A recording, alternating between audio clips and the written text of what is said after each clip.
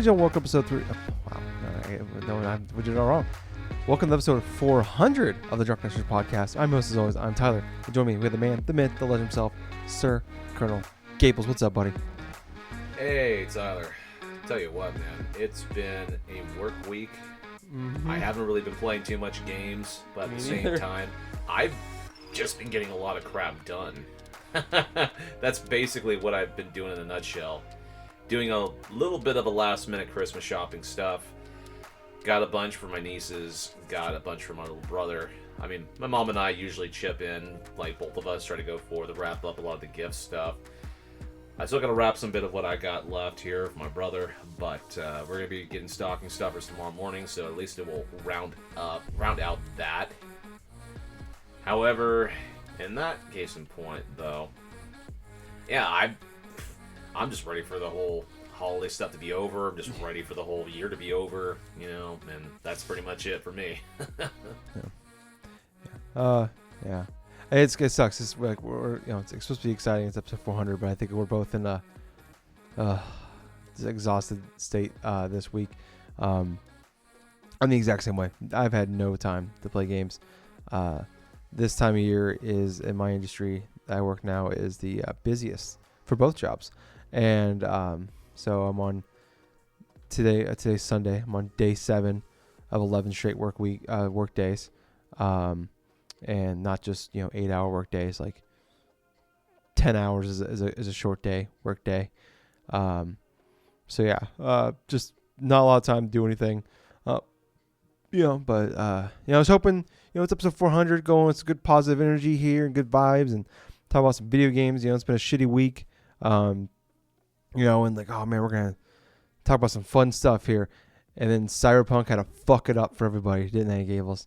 Just had CyberPunk quintessentially shit the bed and rubbed its fecal matter all over the pillow. Yeah, that's what ended up happening.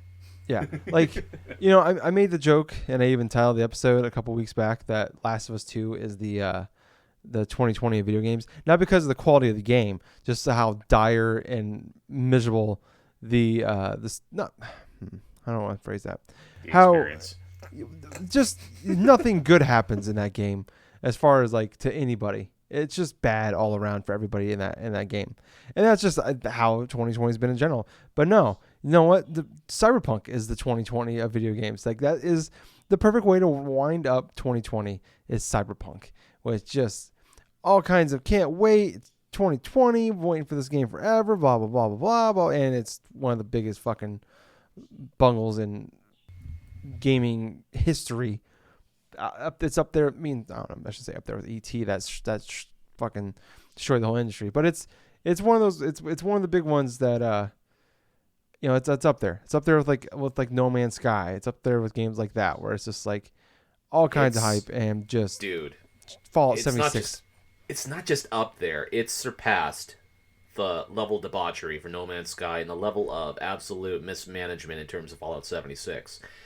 It is 1 or 2 steps away of being the ET of our generation. But at the same time, it's at least it's not going to be buried inside the Nevada desert. That's in and of itself. That's only because we live in a digital age. But if people, who knows? People might start burying their PS4s. Let's see. But yeah, it's just like I was putting the news together before we started doing this. And I'm like, man, I have a news story for literally every day of the week for fucking CyberPunk and just the shit going on.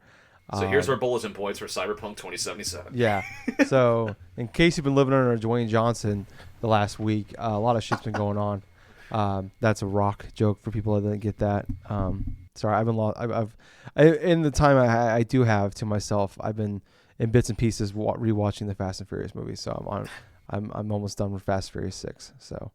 I love those movies. It's like the 3rd time I've watched them this year because of quarantine. So, oh my god, yeah. Except Hobbs and Shaw, I've only watched that one once. It's okay.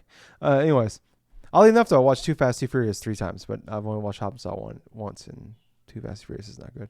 Anyways, so going back to this here, on Monday, so we went on a whole rant, especially me, last Monday about or last podcast about just the game itself, not. Even a little bit about like how it's bullshit, blah, blah, blah, what they're doing, So they came out Sunday night, late Sunday night after we got done recording, and when we were in bed, and early Monday morning they had this, but they once again had the black or the yellow back line, whatever, and the black letters saying "Dear gamers." I always want to call us gamers for some reason.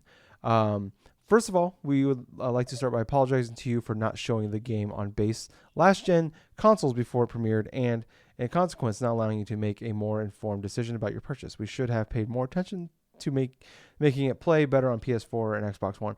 And we can just break down this thing paragraph by paragraph. I don't even know how to do this. Like that paragraph is baffling to me. They should have paid more attention. Motherfuckers, you put this thing out as a release date in April. Yep. You said it was playable back in January. It was completely playable back in January. You put Keanu Reeves on a stage, on an Xbox stage. You showed up 2 years in a row at Xbox events. You've been pushing this and this game has been in development since 2012. Over 8 years it's been in development for. Just before the actual release of the PS4 and the Xbox One. Yeah. And it's just... You should have paid more attention. What the fuck you been doing? I mean, I shouldn't say what. I know what you've been doing.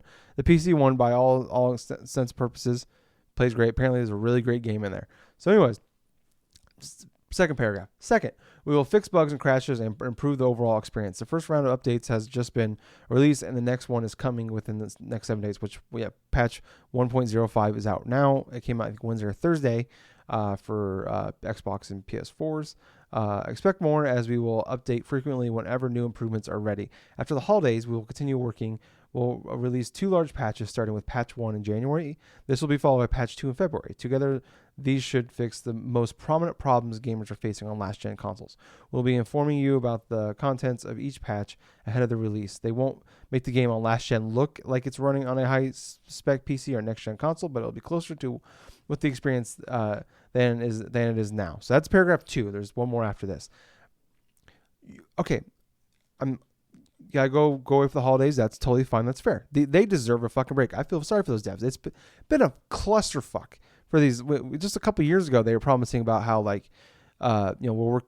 trying to improve crunch, and we stopped doing crunch, and then come to find out they didn't really stop doing crunch, and then they said, oh yeah, now we got to crunch to get this game out before November on time on November 21st, and then by the way, we had to delay it 3 more weeks because we didn't crunch enough to get this game ready for consoles on November 21st. Now it's coming out December 10th, and then obviously that didn't work, and now you need 2 more patches. We're talking 2 more months of development to get the most prominent bugs, and it won't run like on a high spec PCs or next gen consoles. Obviously, makes sense. We don't expect that. But how is this going to run? What is it going to look like? I've watched I think I've watched more videos about what it looks like on last gen consoles than I fucking played this goddamn game this fucking week. Just how it's just baffling how bad this is. Baffling. And it's just it's funny, just like last week we were talking about how shitty fans were who hadn't played the game yet, about attacking the woman that just reported on the fact she had a seizure from the game, attacking the GameStop reviewer for giving it a 7 out of 10, and just attacking anybody that said anything negatively about this fucking thing. And now it's now they're all just went back and fucking attacked now they're all pissed off at C. It's motherfuckers, what the fuck is wrong with you? It's the game is broken, and you attacked all these poor people that actually played the game, and saying, oh, you only put 50 hours in the game, you didn't really play the fucking game, and then fucking trying to give a woman a seizure because all she said was hey, this game gave me seizures, and there's no warning, and why this shouldn't be in a fucking video game. This could kill people. And right, exactly. The fact is, the thing about this, Gables, and someone pointed this, I saw this on Twitter and pointed this out, that if you play this game on PS4 and Xbox, you bought the disc version, but never, you don't say you're just someone you don't play online, you don't go online, so you don't update the game. Those they patch those out where it's not going to happen. But if you have the disc-based version of that game and don't update it, it can still fucking happen. Yeah, so, it can. That's fucking baffling. So anyways, so now we're talking about sometime in February, the most prominent bugs will be fixed. I'm sorry, what? So so these obviously wasn't going to be ready anytime soon. And on top of that, now your devs have to crunch for another 2 months to fix your fucking game. Yeah, I know. That's absolutely ridiculous, dude. Yeah. But it gets deeper. Yeah, so moving on the final paragraph of this is just Monday. We're still on Monday. Finally, we would always like everyone who buys our games to be satisfied with their purchase. We'd appreciate it if you would give us a chance, which I'd argue we gave you a chance when we spent $60 on your fucking game. But if you are not pleased with the game on your console and don't want to wait for updates, you can opt to refund your copy. For copies purchased digitally, go to go to the refund system on PlayStation and Xbox, respectively. Box versions, try to get refunds through the store you bought them from, and if not possible, there's a email you can do it, but you have to do it by December 21st. So if you're getting it for Christmas, you're fucked at this point. So yeah, unless you've already heard about it and you're listening to this after December 21st and you want a refund, well, you're kind of out of luck with that. Well, we'll get to it, but I believe that's changed now. Okay. But so when I heard about that, I got home Monday and I tried to get a refund. So okay.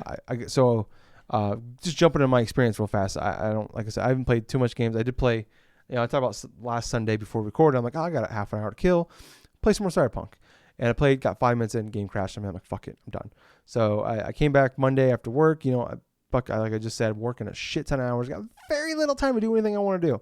So, I'm like, fuck it, I want to play some CyberPunk. Because I do enjoy the game when it works. Right. Get through all the bullshit. Played it. And I played for like an hour or so. And the game crashed at me. I'm like, oh, fuck. I'm like, all right, well, I'll just boot it. Like I was in the middle of a main story mission. I'm like, all right, I'll just fuck it. I'll just boot it back up, finish the mission, go to bed. Go back in. Save doesn't load. What? So I go back to like my auto saves that are in there. And I didn't do any manual saves or anything. I just never really thought about it. Wait, you never did any manual saves inside? No, well, because it auto saves so much. I didn't really think too much about it. And you get in the groove of the game. I don't think So and plus I was just in like, it's a very long story mission. So I was like really kind of going on the path of that. Okay, I understand. So go back, can't find it, won't load. Some I just can't find. And then I realized basically everything I had done that day was just gone. That whole save was borked. So I'm like, fuck this game. I uninstalled it immediately. Tried to get my refund. Was told no, which is the whole thing that started coming out Monday night about people were trying to get refunds, couldn't get it. So moving on to Tuesday now. So CD Projekt Red had a emergency investors call meeting, and people were asking questions about what are you gonna do to fix this, blah blah blah blah. And then come to find out they had actually not talked to PlayStation or Xbox about giving out refunds, and because like PlayStation's deal is if you download the game and boot it up at all, there's no refund. It's void, whatever. Xbox has the same one as Steam, where you have 2 weeks after you bought it, 2 weeks after the game comes out, or 2 hours of playing the game, then that you void your warranty at that point, or you refund. There's no refund at that point. I know there are extreme examples of games that just are completely busted, where technically you can play. It's playable. You can play the game. You have to fight it, but you can beat Cyberpunk on consoles. It can be done. It's just a lot of bullshit, and it's just a lot of empty promises and bugs and bullshit. So, anyways, that happened. Pissed off even more people. It's just and it was baffling. And so I was talking to some people in like the Talking Ship group about it, and some people were like, "This is what happens when you make death threats to gaming companies." I'm like, this has nothing. Like, okay, first off, death threats always stupid. Never do them. It's dumb. Right. Don't do those. It's for no reason whatsoever. There's no point for death threats. Unless someone is actually threatening you, then maybe death threats is okay. Like Dominic Toretto says in Fast 6, never threaten a man's family. So anyways, so I already forgot where I was going. I got a fast forward. Oh, death threats. So someone's like, this is what happens when you do death threats. And there's like even memes going around like blaming fans for this. I'm like, I went on a rant about how shitty the fans were last week, and you can make the argument for any fucking hardcore fan of anything. Wrestling, football, fucking Disney, whatever. There are hardcore fans that go too crazy about anything. I'm not excusing it. There are toxic fan bases everywhere. Yes, I'm not excusing Cyberpunk fans or anything like that, but it's just how it is. So anyways, I'm like, this has nothing to do with death threats. They were not concerned about their well-being. They didn't give a fuck about that. This is all about management, about wanting to get that game out for Christmas and make as much money as possible, because they knew all that money was going to come in. And they were like bragging about last Friday, they were bragging about how in less than one day, they made their Cyberpunk original profit. So then all this bullshit happened. So I'm just like, it's just I keep seeing this. People keep posting this fucking meme about this is what happens when you pressure developers to make games, get it out sooner. I'm like, no, we didn't. Yeah, okay, sure. It's delays are frustrating. Obviously, we all hate delays. We want the thing that we look forward to as soon as possible. We all rationally understand, and deep down, we'll be better off, and we know that when a game comes out and it works fine. You know, as bad as I want God of War 2, I don't want it today at all. You know, I mean, don't get me wrong. I would love to play the fucking game as soon as possible, but I don't want that game today. I want it when it's done and ready to go. You know what I mean? So, anyways, so just all that bullshit going on. That was driving me nuts. And so this news came out on Friday, but this conversation happened on Wednesday, where the developers had a conference call with the presidents and everybody of CD Projekt Red, just about like Jason Schreier wrote this article about it. So I don't know if I want to read it's not super long. I can read through most of it, if not all of it. This is from him on Bloomberg.com. Rebellion is in the air at Polish video game publisher CD Projekt Red after the company's highly anticipated and thrice delayed latest title was released to scathing reviews about glitches. And that's another thing. Before we move on, people, you bitch about delays every time. Yeah, the game got delayed 3 times. They made the fucking date. Yeah, they did. They delayed it to September. They delayed it to fucking November. They delayed it to December. They didn't have to pick. They didn't have to say last E3 that the game's coming out in March or April, whatever it was. They didn't have to say that. They didn't have to put a date. They could have just said 2020, and then, let's actually have to slide back to 2021. You know, like we talked about, we both praised Halo or Microsoft last week for saying, hey, Halo's coming out fall 2021. You know, and that's awesome. That's good. I mean, and now people have more of appreciation of Microsoft doing that after the whole incident here with now CyberPunk. I mean, now we don't hear hardly anybody saying, hey, Halo Infinite and stuff like that's going to be waiting for a year. That's too long. And all of a sudden CyberPunk comes out and it's in a broken mess of a state. And they're like, never mind. Yeah, that's a good point. Even think about that. That was the first time a game just got delayed and everybody just like reported the news and that was it.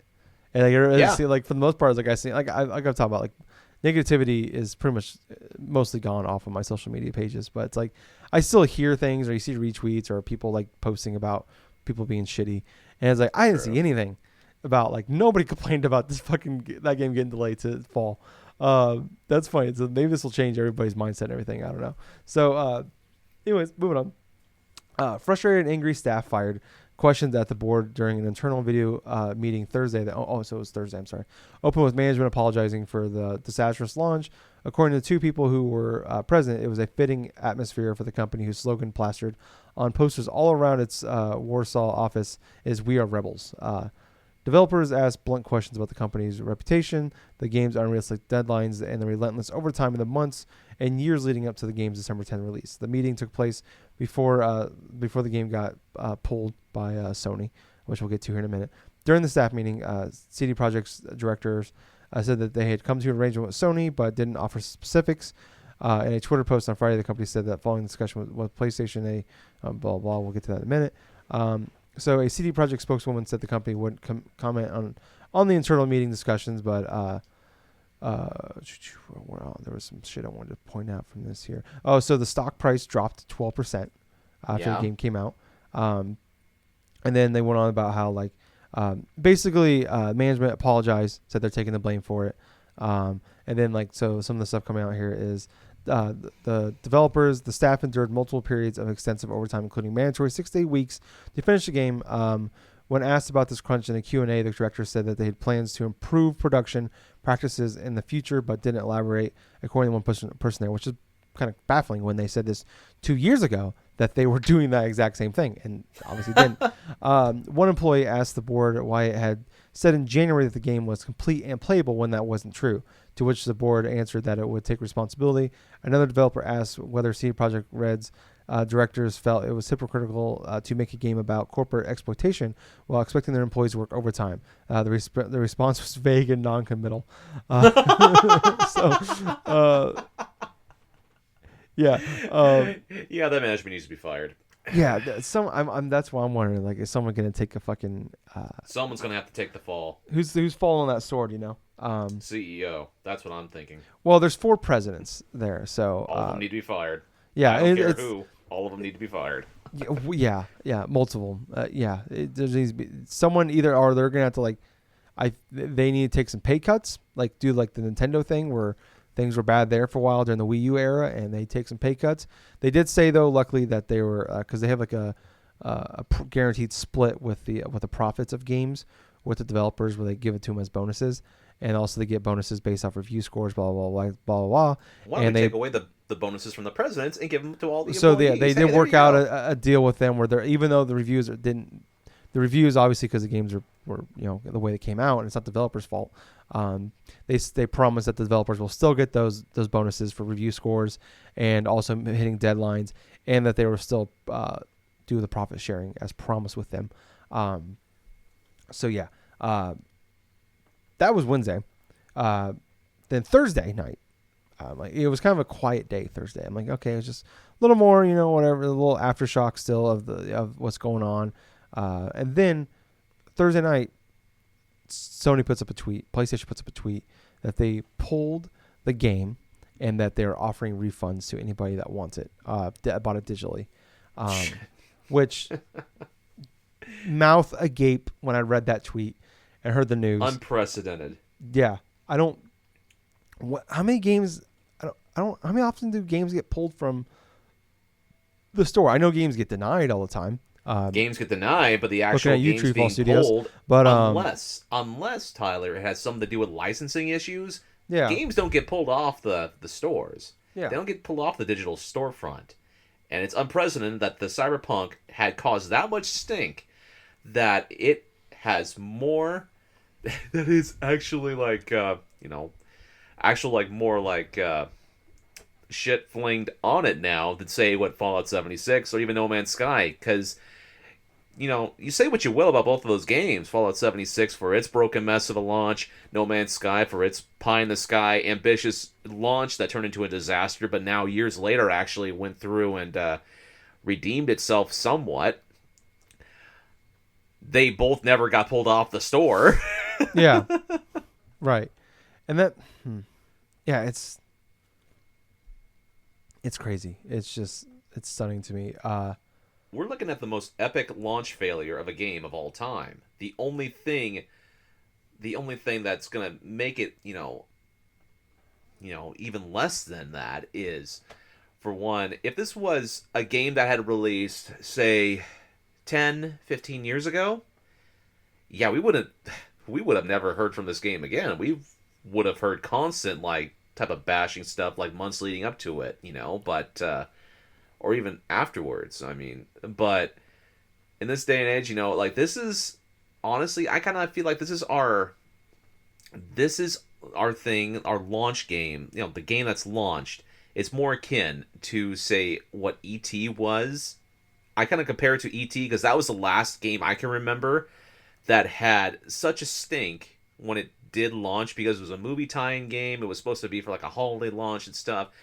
That did terrible, but the difference between that launch of that game and the launch here for CyberPunk, months and months of stagnation in terms of like game releases, bad game releases from the Atari side led to the video game crash of like 83 in regards to E.T. and stuff. For CyberPunk, this has been a casual buildup of this entire generation of like developers releasing their games in like almost like broken states and then expecting gamers to do this and that, just accept this and do this and do that. And now we're at a point where we have a game that's actually launched that's a big enough, respectable developer at the time, launch a game in a broken state that's totally, and not even like deceivingly, they just went through and just stole a bunch of people's money that spent any type of like money in terms of buying their product knowingly, and them being honest about, hey, yeah, we just took $60 from you and we just sold you a game that's broken. That in and of itself is why I would akin it to one of the worst gaming launches of all time. Yeah. Because that shit is bullshit, obviously. it's irredeemable in regards to what happened, and I totally feel sorry for the developers that went into the work of making this game, because this is totally a mismanagement of like a this is definitely mismanagement at the highest level. This is a cash grab opportunity where they were literally knew this game was broken, and even with this whole freaking the whole stock meeting, like the stock meeting stuff with their people and this and that, they did not have any answers in regards to the fucking for even the hypocrisy that they themselves were pitching a game. They were making a game of all this corporate shit, how things are corrupt and this and that, and then all of a sudden here they are doing almost the exact same thing. Yeah, and it's crazy. It's a cash grab, but the value of the company dropped by a third, where $1 billion is what the value of the company dropped in the past week, when thing should have went up $1 billion. Probably, I don't know how stocks work and all that, but you would have thought it would have been a big jump for them. It should have been. They had over 8 million pre-orders. Probably were going to easily be one of the highest selling games of the year, and they just bungled it. Instead of waiting 3-4 more months, put this game out properly, they did this and destroyed the name, of not destroyed, but incredibly hurt the name. Reputation. Yeah, and it's like not to say it's not redeemable. I mean, this is like I said, probably is one of the worst gaming launches, at least in the modern era. But you look at I was so stupid. I was getting not really arguments, but I was having discussions with people about people were trying to compare it to Anthem or Destiny or No Man's Sky. And my point was okay, Destiny and Anthem, those games worked. Yeah, they're the connection issues were always. That's every big game, every online game. Big massive multiplayer online game. I mean, there are going to be connection issues in regards to any one of those games, but at least those games, even though portions of both of those launches were disappointing and lacked the initial content. Yeah. Even say Marvel's Avengers, I can compare that with say Anthem and with the original Destiny 2, where it's at least at their fundamental levels, they were presentable to where you could actually play them. Yeah. Without any type of major terrible glitch or major terrible thing that's as obvious as what CyberPunk 2077 released in. Man. Yeah, those games were content bare. They weren't broken. Anthem's just not a good game. Vanilla Destiny was an okay game. It was okay to disappointing, in my honest opinion. Yeah, but it was still a playable game. I had a fun time playing with all you guys.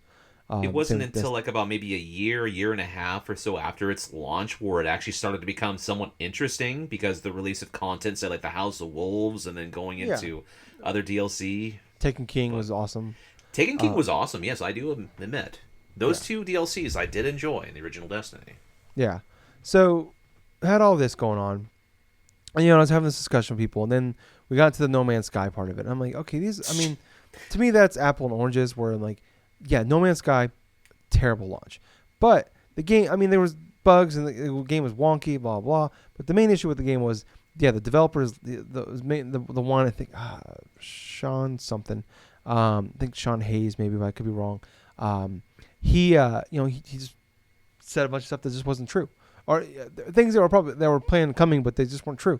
And he just sold a bag of goods that he didn't have. He channeled his inner Peter Molyneux, and he lied through his teeth. Yeah. And but the game came out, and it was still, the people still loved the game. I didn't like the game, but it wasn't my game. But the game came out, and it was bullshit, and it was lies, and we raked them through the coals like they deserved. But you look at it within a year and a half, a lot of the things they promised was there, and they keep adding stuff. It just won Best Ongoing Game at the Game Awards. There's a huge community behind it. People love that game, and that game, but it was an issue of the things that they promised that weren't there. This is a game where they made a promise the game was done, and it wasn't done. No, yeah, that's so true. That the big difference. So I think I look at it like this, and I talk about Jeff Grubb a lot. I follow him on Twitter. I always he's one of the people I go to when at the end of the day, when I get home, or sitting in the toilet, and I go look at his tweets and stuff. I like, he knows shit about the gaming industry, and just listen to him and reading his tweets and what he was saying about it, where, what with Sony pulling the game off PlayStation stores, where it's like basically CyberPunk and CD Projekt Red, they try to like turn it a little bit, where like, oh, we're not the bad guys, they're the bad guys. They certified this game, and they're not gonna give you guys refunds, but we're gonna say you can get refunds, and then you guys all be pissed off at PlayStation, which it kind of worked for about a day. Like, I was pissed off at PlayStation. I was pissed off at PlayStation Monday and a good chunk of Tuesday. And I was like, fuck, I'm stuck with this goddamn game. It's my fault. Pre-order. We always say, don't pre-order games, blah, blah, blah, blah. We all know that. But I didn't. That's my fault. That's my fault. But, and I agree. I don't want, that PlayStation, I don't like the refund policy. It needs to be better. But in this case, they never really have had a refund policy. Yeah, well, I mean, I've had games get refunded and shit like that. Like, games I pre-ordered, and then like as it got closer, because as long as you don't play the game, you can get refunds. But concrete, they never really have had, like, say, a consistent refund policy, say like what a Steam has. Well, no, they have a consistent one. It's just not a very good one, where it's you can download the game, but you can't boot the game up. Right. And then at that point, you void it. As soon as you boot that game up, you void any chance of a refund. Which sucks, but I feel like that's a different argument for a different time at this point. And it's just, but it was smart by CD Projekt Red, where like, hey, they try to fuck with them and saying, hey, and people like in the investors call, they asked about like, how did the game get released? How did it get certified by Xbox and PlayStation in the state? And they talked about it. And this is something I talked about a couple like last week, a couple weeks ago. And I'm reading a lot and listening to people talk about this a lot. But the certification process, where like a lot of bigger companies like an EA or Ubisoft or people like or even like other smaller companies, but they're always good with their word, and they have these bugs and they're like, hey, we can't release this game in the state, like PlayStation and Xbox. Well, come out and here's a list of things you guys need to fix this, and then basically they can go in and say, hey, we will promise to have this done in a day one patch, or and like PlayStation, like, okay, well, based off your name or whatever, blah, blah, we trust you to get that done. So in this case, with like the whole thing about, the woman having the seizures, all the bugs, blah, blah, they trusted CD Projekt Red, which coming off of Witcher 3, hard not to. That game came out, there were some bugs, obviously, but all open worlds have bugs. And they did a great job of patching it, fixing it, giving out all kinds of great DLCs, so that like they earned that right, I believe, off of their name and what they did with Witcher 3. Witcher 3. And I don't believe, maybe they should, and you can have the argument that maybe they shouldn't let games, be certified at that state, which is also a whole different discussion. But, like they didn't do it. It didn't work. They did some of it. They did some of the stuff, but not nearly as any of the things that they said. The big one, obviously the most important one, was about the seizure stuff, getting that fixed. I think that was the biggest thing. But you basically you threw them under. You basically threw your partners under the bus with you. And on top of that, if there's a lawsuit that comes out of this, like I was saying earlier about the whole those seizure things that they're on the disc. You can't. Right. Like I said, if you don't uninstall those updates, someone plays a game, someone has a seizure, or something bad happens to them, God forbid, or some, or just in general, like there's a mass lawsuit, you basically just implemented PlayStation, Xbox by saying, hey, they said they certified it, they said we can do it. So it's like you brought them in the lawsuit. So you basically you piss off your reviewers, or your not your reviewers, but your partners and the people that make it so your game makes money, and then on top of that. They not so much, but they kind of they fucked over the media and the reviewers out there, which you can have a whole argument whether or not you want to listen, you like the media, blah blah. But media, reviewers, blah blah, they are important for reviews. They are important for getting your name out there, your games out there, talking about your games, for everything. And it's you lied to them as well by saying by not telling them ahead of time about the fact there's no console review codes coming out. You told them in the embargoes that they signed, because it's kind of fascinating, like learning the behind the scenes stuff, the stuff I've always kind of wanted to know more about. And it's all about like when you read the embargoes about what you can and can't talk about, when you could talk about stuff, And then also like, hey, you're gonna see like every game has like this, like you're gonna see these bugs, you might see these things, but they will be fixed in day one patch. And they talked about that in the embargo that these people signed about how like you're gonna see a lot of stuff, but there's be a day one patch that's gonna fix the majority of these issues. So people put this review out in good faith, and then all the reviews said, hey, like there's gonna be a day one patch to fix some of these issues or blah blah blah. And it's like now there's egg on their face where it's like, well, fuck, you promised us that you'd fix these things, so we glossed over them in our review for you, and now we look like assholes. Where it was just funny, where a week ago everybody was pissed off at them for not giving the game a 10 out of 10 before they played it, and now people are pissed off at them for giving it a 9 out of 10 or a 3 out of 5 or a 7 out of 10. It's baffling. This whole fucking thing is baffling. I'll tell you what's even more baffling is like in the span of a week, CyberPunk 2077 has not received not one but 2 patches, the 1.04 patch, and most recently from December 18th, like a few days ago, we received patch 1.05. And I am going to go ahead and read over the patch notes. It's a lengthy one, but I'll go through it as quickly as I can. Okay. So this is in regards to quests, the main missions, and even like some side quests. So here we go. It's like Jackie will no longer disappear in the pickup or the heist. Fixed an issue preventing players from landing the helicopter in Love Like Fire. Fixed an issue with Takamura not calling in Play It Safe. It's no longer possible to trigger the same dialogue twice in Big in Japan. Fixed an issue with Delamain appearing upside down at the end of Don't Lose Your Mind. Saul now correctly reaches the van in Riders on the Storm. Fast traveling before the encounter with Tiger Claws no longer breaks progression in I Fought the Law. Fixed an issue blocking progress in Ghost Town if an autosave made upon Rathan Shiv's arrival was loaded. Fixed an issue with not receiving new calls or messages in Happy Together. Failed as a result of combat. Elizabeth Peralez stops being excessively insistent with her calls after her job offer is refused. The scene with Misty and Jackie now starts properly after leaving Victor's clinic. Wakako's dialogue no longer gets blocked after finishing Search and Destroy. Walking away from Stefan and Sweet Dreams shouldn't prevent other characters from calling you anymore. Brick's detonator should now be properly interactable for players to disarm or set off. Your call. Elevator doors should now correctly open in the heist. Saul now correctly gets out of cars in Riders of the Storm. Fixed an issue with not receiving new calls or messages after running too far away from Frank in War Pigs. Jackie now correctly leaves the factory after the combat is finished in the pickup. Fixed an issue with Militech reinforcements not spawning and driving through the gate. Too fast and forward to death. Skipping time on the club in violence no longer results in issues with progression. Fixed issues with starting a gig getting warmer. Fixed an issue with not receiving new calls or messages after Pyramid Song has been abandoned midway. Fixed an issue whereby Delamain core could be already broken when player enters the core room in Don't Lose Your Mind.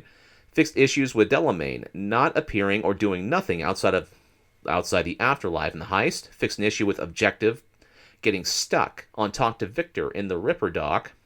So that's an earlier mission inside the game.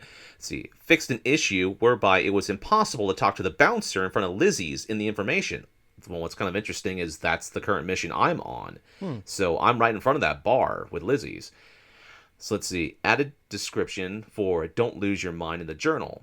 Fixed an issue preventing players from saving, using fast travels, and talking to other NPCs after reloading a save with an active call with Frank in War Pigs. Fixed an issue with like Panam not calling about any other matter until I'll Fly Away is completed. Fixed an issue with Dum Dum following V after the pickup is finished. Now this has to do with gameplay from this patch. Improved the reaction times of NPCs taking cover. Corrected the number of shots needed to kill civilians from a distance while in combat. Okay, these gameplay ones should have been from the get-go. Yeah. Obviously. Yeah. Okay, now let's go into the meat and potatoes of this. This is the visual aspect. So fixed an issue with Delamain's image displayed on top of the current caller during phone calls. I've seen that one. Dude, V's mouth doesn't stay open after entering the space lock in Where Is My Mind. Okay. Fix some UI overlap issues.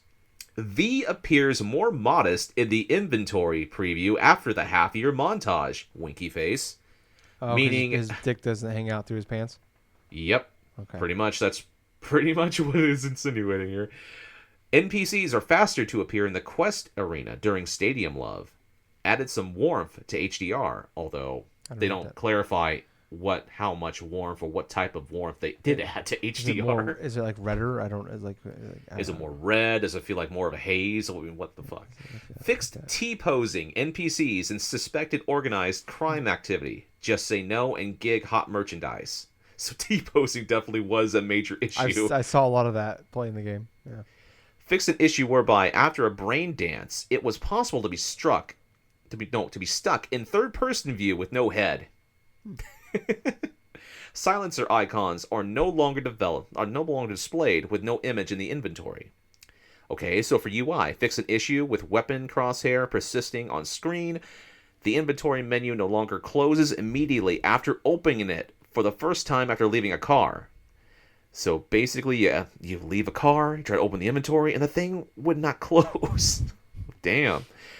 Fixed an issue whereby, upon accessing a fast travel terminal, the button shown on the top right corner prompting to open the quest journal would not work. So here's performance and stability. Yeah, this keeps going. Multiple stability improvements, including crash fixes. Miscellaneous, off-screen explosions make noise now.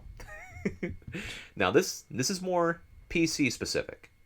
Optimized default core/thread utilization for 4-core and 6-core AMD Ryzen processors, 8-core, 12-core, and 16-core processors remain unchanged and behaving as intended. So, meaning that probably was underpowered or some shit, or that weren't used fully with their potential.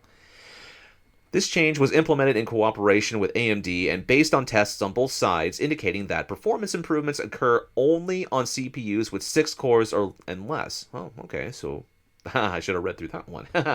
Fixed an issue with the way raw input is collected. Remove the use of AVX instruction set, thus fixing crashes occurring at the end of the prologue on processors not supporting AVX. Removed debug console to prevent functions that could lead to crashes or blocked quests.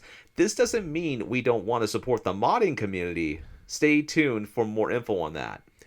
So basically, they took out the menu where people that wanted to go through and mod this game to hell, they don't have access to it. So already that's pissed off a bunch of PC fans of this game. Let's see, what do we got here? And I'm getting into the console-specific ones in a minute. Just got a few more here. Ray-traced reflections should no longer seem too bright in comparison to the environment. Fixed an issue with Steam overlay crash on game shutdown. Remove the memory pool budgets.csv file, which was not connected with the final version of the game and had no influence on it. It was a leftover file used during the development to estimate memory usage. It had no effect on how much memory was actually allocated. Perceived performance increased after editing the file may have been related to restarting the game. So now we're in the console-specific stuff. So the main meat and the potatoes of what I was looking into this past week. Improved image sharpness with chromatic aberration and film grain on, because both have been notorious of not working correctly. As a matter of fact, I turned off both of those to make the game look better for me on my PS4 Pro and turned off the HDR because it was too blurry. Settings should no longer reset to default after several game session restarts. Okay. Fix visual issues occurring during the transition between the heist and Love Like Fire. Corrected the look of several vehicles. Now this is Xbox here. Entering combat while synaptic accelerator is active no longer ends in player health bar not being displayed.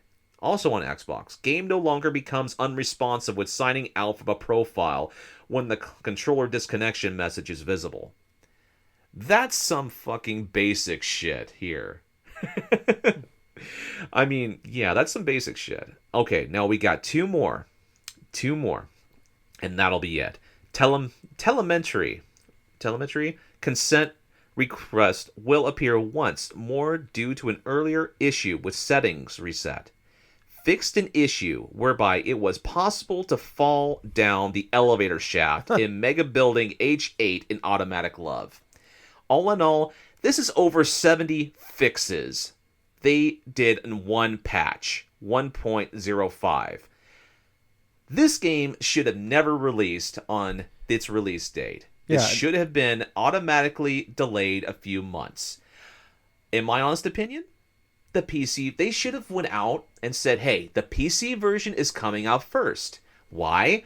Because, obviously, that's the port, that's the version where people are having the most success on. Granted, there's issues, there's glitches, but other than that, on consoles, as I just went through and read off a bunch of the things they had to fix, not just on, in general, across all the versions, including the PC, but the console versions were so badly, optimized that, oh god, this is some elementary shit that they had to go through and work on, even with, the base Xbox version, that this game would have made more sense if you delayed the console version, say, until, February, and then had the PC version first. And just skip all this ridiculousness. That could have been the best option for them. But no. CD Projekt Red, their management, their fucking, crazy-ass management decided to go forth and release it before Christmas. And now we have ourselves the most chaotic, the most silliest, the most disappointing piece of shit on top of a 2020 shit Sunday. This is the cherry on top as far as gaming. And in my personal opinion, we as gamers, we have endured a lot this console generation through a lot of mismanagement, not only for glitches and all this type of shit, microtransactions, loot boxes, games not working at launch, games being complete disappointments and stuff. And what really amazes me is that gamers stood up and said, this is the fucking last straw. This is a game that was released, that was broken from the get-go. We want our money back, and we're gonna fucking take charge with this. Yeah. That's exactly what's going on. And man, I'll tell you what. CD Projekt Red should be held accountable the same as with Electronic Arts, as same as Ubisoft, as same as any other company that tried to release a broken piece of shit like this. And honestly, if you're defending this company even after all this shit, saying this is gonna, it's what the fuck is wrong with you at this point in time? Granted, I personally will keep my copy of CyberPunk 2077. I'm not giving them a chance. I want to play this game when the patches come out, because if this game is not improved by all these major patches going on forward, I am never buying another game from CD Projekt Red. This is a clear robbery. This is a clear robbery on every fan that's been supporting CD Projekt Red. They were promised from the initial get-go from this company back in 2012 that this game was going to be one of the best games that they've ever done. Quintessentially, The Witcher 3, they've earned a lot of respect. With this game, they earned a lot of hype. They've knowingly showed the PC version only. They did not allow people, not even YouTubers, to showcase any of the console stuff. Not even allow them to talk about it. Not even a day before the launch. That's automatically a red flag with any other company, but people swept it under the carpet because of CD Projekt Red. Well, guess what? Now the shit's hit the fan. Now, the developers that worked so hard into developing this game, you could tell the quality is inside of the details inside of this game. That's the most disappointing part. If this game was, delayed a full-on year, another full-on year, or any types of that stuff, from, say, when it was first delayed, January of 2020 or whatsoever? What was it? It was originally, I think, April 24th, and it was delayed to September 10th. And then it was November 21st, and then December 10th.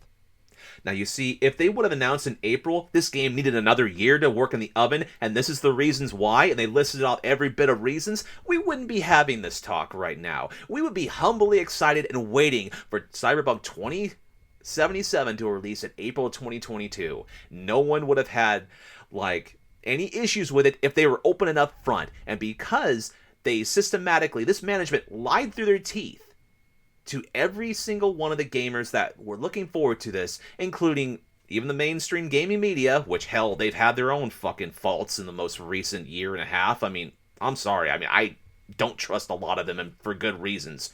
But this is the type of shit that is irredeemable, even for, like, a common stand. People call EA one of the worst companies inside of, like, gaming and stuff.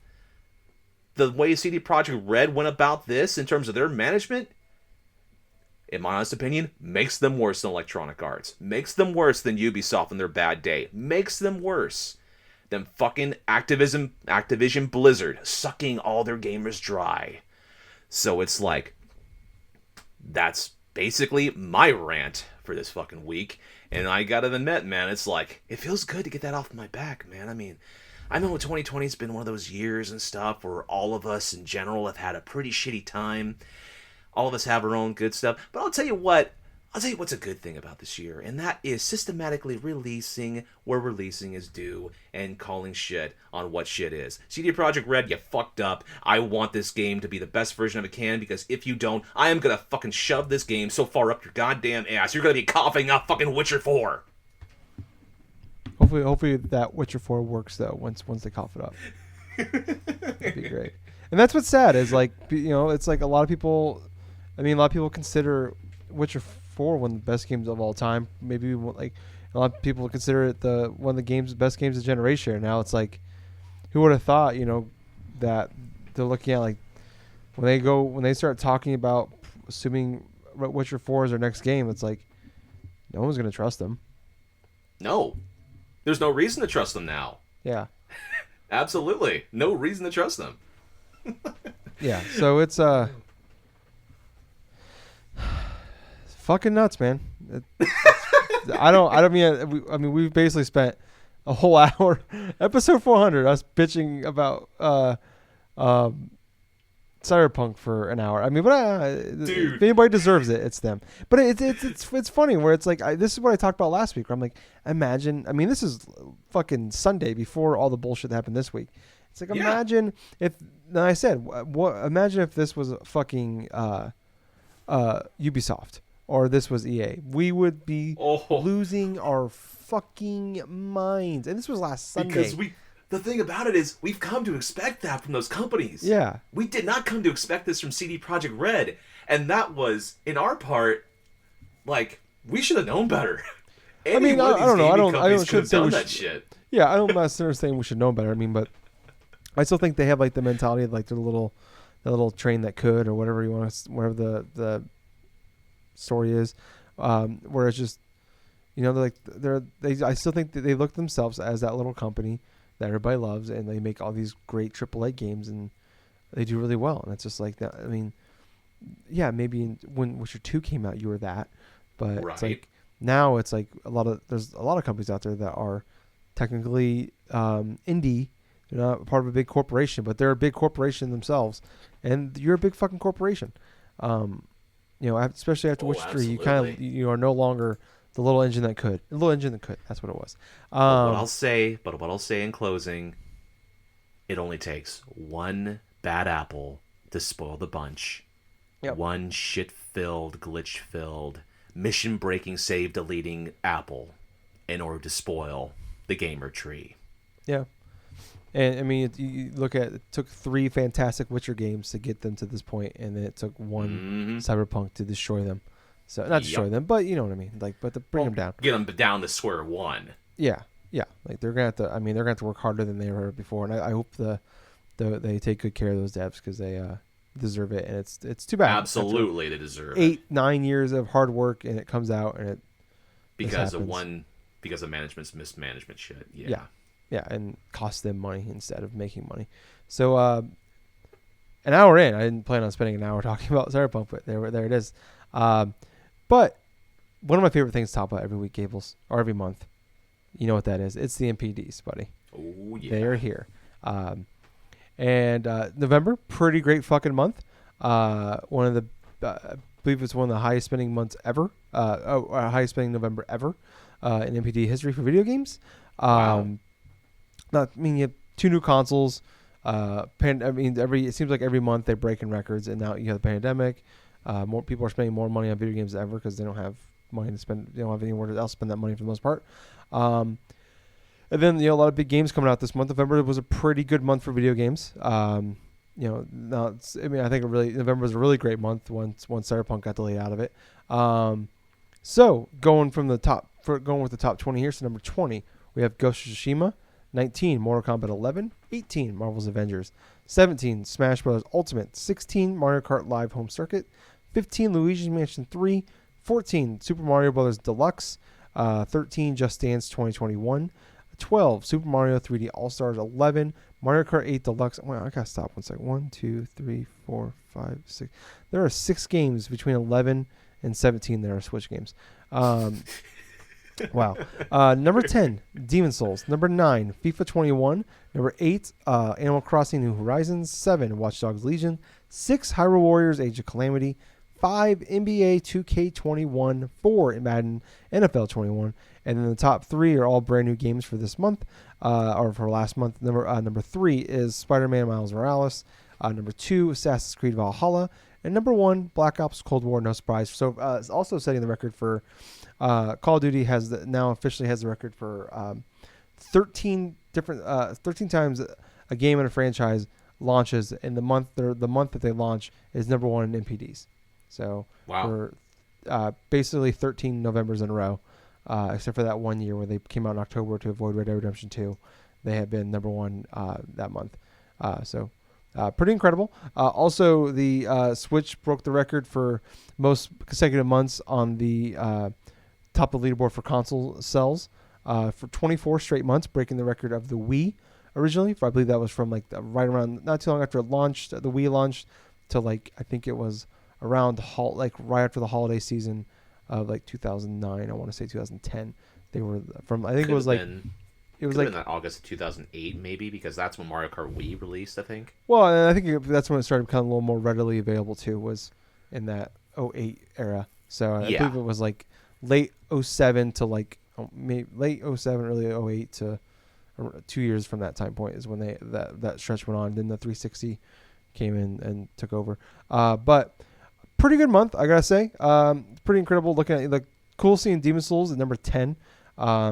Being I believe the only PS5 only game you can buy that's exclusive to PlayStation. Being there, that's awesome to see. Look at Hyrule Warriors. I thought it's a good game. Overstays welcome. I went on a whole thing about it a couple weeks ago. But nice seeing that number 6. And I remember they talked about the first weekend it was out, because it came out on Friday. They sold over 3 million copies, already being the highest selling Muso game ever for them. And I'm sure it's only going to do even better. It's probably, who knows where it's at now. I'm sure it's doing better off. Well, way better now. Black Ops Cold War is already the highest selling game in 2020. In just the first couple weeks on the market. I think it came out, I want to say the 11th. No, it came out the 13th. So yeah, just basically 3 weeks, it already became the highest selling game of the year, already surpassing. What's funny, the number 2 highest selling game of 2020 is Modern Warfare, and the number 3 highest selling game of the year is Animal Crossing. Well, there you go. So that tells you that, Animal Crossing we know is in the 20s, the 25 million range. So that tells you that Black Ops Cold War already sold probably close to 30 million copies. So that's insane how much money those fucking games are making. Miles Morales being number 3. That's awesome. It's already the second highest selling PlayStation game of all or second best console launch, second best launch for a PlayStation game ever. Wow. Just behind Spider-Man. Just behind Spider-Man. Yeah, so the original Spider-Man and Miles Morales are the 2 fastest selling games. That first, I think it's I don't know what it goes by, if it goes by the first month or goes by like the weekend or the week or whatever. But they said it's already the second fastest selling of all time for them. But I don't know. I mean, look at the rest of it. I mean, it's pretty incredible seeing all these. I mean, it makes sense though with the Switch being 2 years straight now being the highest selling console.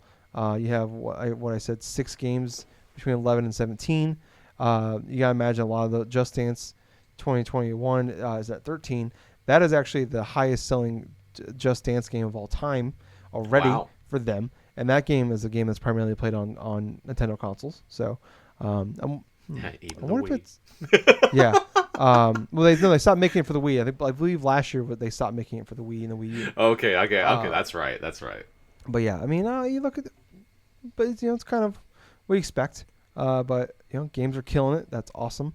Happy to see Luigi's Mansion 3 in there. It's a really great game. One of the best games on the Switch that I feel it just kind of gets lost in the shuffle. But there's a lot of good games on that Switch. I don't know, Gables, what do you think of the list? Okay, so starting things off, there's no surprise. Call of Duty was going to be number 1 in this regards. I mean, hell, every time it does release, it usually is the top of the NPDs, especially during the month of release. Assassin's Creed Valhalla, no surprise. Spider-Man Miles Morales, I do love the fact that Spider-Man Miles Morales is getting good reception. That game, well-deserved. I haven't yet played it, but I've seen all sorts of various, fun gameplay videos, the 4K videos on YouTube. They make it look so fucking cool. I'm surprised to see Madden NFL 21 sell so high. I thought it would be inside the lower part of the top 10s, maybe say 11. But at the same time, it's a new console. People want to buy the new sports games on the new consoles to see how pretty they look. So it's like Madden NFL 21, then NBA 2K21, right on cue. I got to admit, though, the NBA models for the PS5 and the Series X version and stuff, I got to admit, man, when they revealed it, it's like, I saw my guys, the Golden State Warriors, I see Stephon Curry, I see Klay Thompson, they both look almost identical to their fucking real-life counterparts. I'm like, holy shit, dude. Yeah, if only that game wasn't just Greed City. Yeah, unfortunately. Hyrule Warriors, I'm actually kind of surprised that's in the top 10, right, for, November. I mean, yeah, it's the best-selling Muso game inside of that whole archetype. But being pushed as, the prequel to Breath of the Wild, and then it's the big holiday game for Switch. I'm definitely surprised how well it's doing, but I'm not stunned it's in the top 10. But speaking of Breath of the Wild, there is nowhere inside of this top 20 where Breath of the Wild is in here. Yeah. That actually surprises me. Yeah. But I guess I didn't really think about that, but I mean, there's been so many big games that come out since then that doesn't stun me. Who knows? Once maybe December. I'm curious how December's gonna look like. I'm really, especially for CyberPunk, and is it gonna include refunds or is it going to include initial sales? Possibly. Well, because I was going to say real fast. I'm sorry. Okay. Yeah, I did. I requested a refund from PlayStation. I'm just waiting on it. So. Okay. Hey man, no problem. But other than that, Demon's Souls. I'm glad this game is selling good. I mean, $70. That's too rich for my blood for one game. But still, there are a bunch of people that bought the game. They're really enjoying it. I watched a video from the completionist in regards to how the game played, pretty much how his experience went while completing the game. From his opinion, he said it was the easiest in terms of the Dark Souls, style games that have released. Even easier than say the PlayStation 3 version that had some things, and it does include. I'm not too sure if we ever mentioned this during the initial thing though, but not during the recording. I don't think about that secret room and all that armor and stuff for Demon Souls. It's more of akin to say a social status sort of thing. This is what I did. I searched everything in this and I got this armor. It's sort of similar to how I akin it to how when you play World of Warcraft and there's a specific mount back in the day that you wanted and you grind it for hours and days and maybe even some rare occasions years and you get this mount after so long and it's this is my badge status. But I'm glad Luigi's Mansion 3 is still up here. I mean, no surprise with all the other Nintendo games. Ghost of Tsushima, number 20, still, and that game released back in June? I want to say July? July, yes.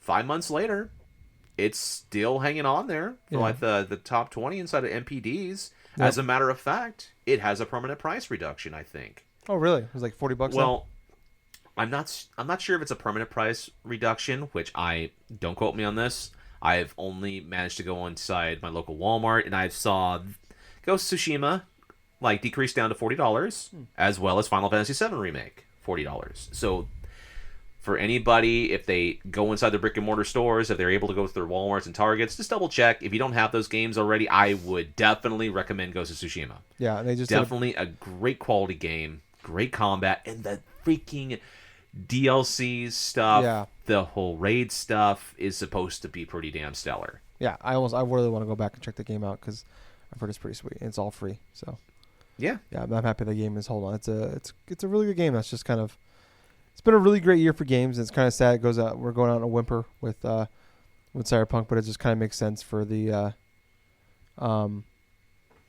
year, how things go. Yeah, it's been a really great year, and I feel like kind of Ghost kind of got lost in that shuffle there, of pretty big games that came out this year, really great games that came out this year. But speaking of all the great games we've been playing this year, Gables, next week, you and me, we are making our top 10 list, and we're going to reveal it on the air to each other. Just like our dicks through our pants in CyberPunk.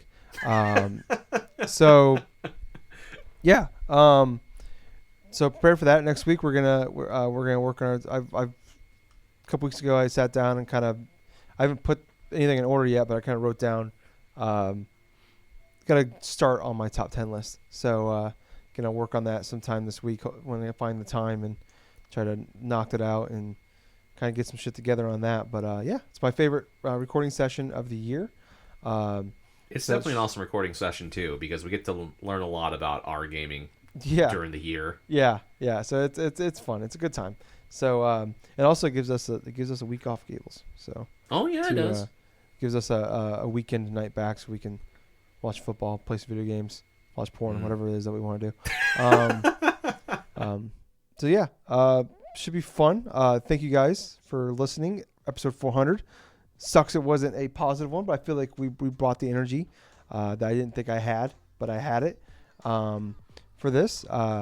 Thank you guys. It's been 7.5 years hitting episode 400. It's a big deal for us. It's always fun to hit these new 00 numbers. So it's bigger and better. Every time I think. It's been a wow. I mean, I think this might be the shortest episode we've done in a long time. Yeah, it has. We've gone on episodes where I'm like, we have nothing, and we turn it into 90 minutes of just bullshit. And like this week, I'm like, I got a lot, but I mean, we could spend. We're gonna spend a decent time with CyberPunk. I did not realize we were gonna spend almost an hour on CyberPunk, but deservedly, if anybody deserved an hour rant about being a piece of shit for a video game, CyberPunk is that.